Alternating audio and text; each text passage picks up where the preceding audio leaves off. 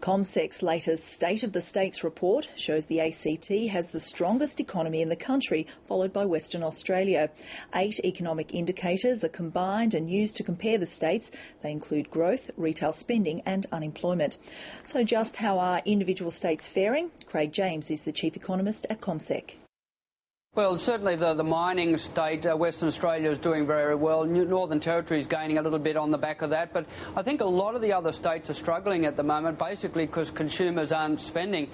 We've also saw that the housing market across a lot of the states and territory has moved more back into balance, supply equaling demand, and house prices have come off. So I think for the small business sector, for the housing sector, there's some worrying times ahead.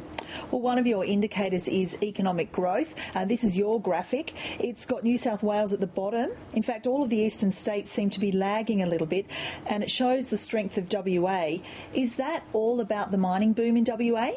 Well, certainly the mining boom has got a lot to do with it. The fact that Western Australia is at the top, Northern Territory is also gaining on the back of that. But it's by no means that it's all the mining states which are doing very well. The ACT, it's basically, its X factor is the housing sector, and the housing sector has been very strong. That's been propelling the ACT economy. Basically, every state and territory economy have got to have their X factor.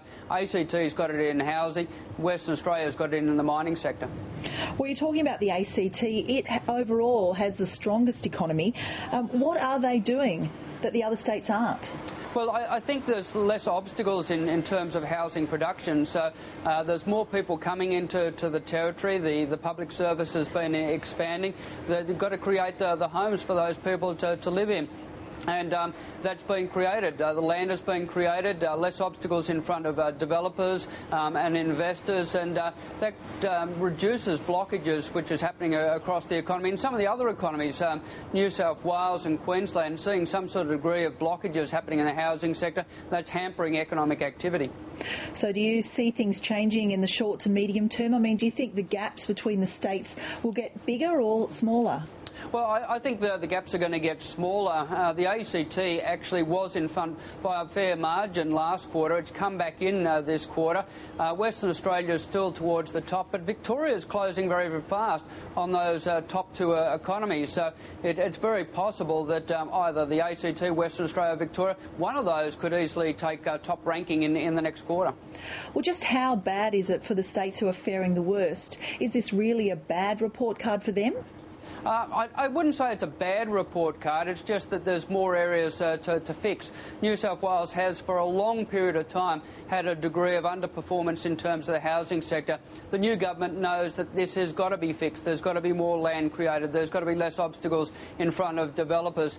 You free that sector up. There's less obstacles. There's more houses that are created, and that's going to create good growth through the economy. Queensland has also got something to look forward to. In the second half of the year, we're going to see substantial activity in terms of refurbishment and rebuilding activity. And it's also the mining and gas developments up in central Queensland is going to be very beneficial as well. Tasmania has certainly got a fair bit more that it's got to focus on. I think the lack of business investment is the real key factor there. There may be a role for the government as well as the public sector, private sector, to play in that regard. Craig James, thank you. Thank you.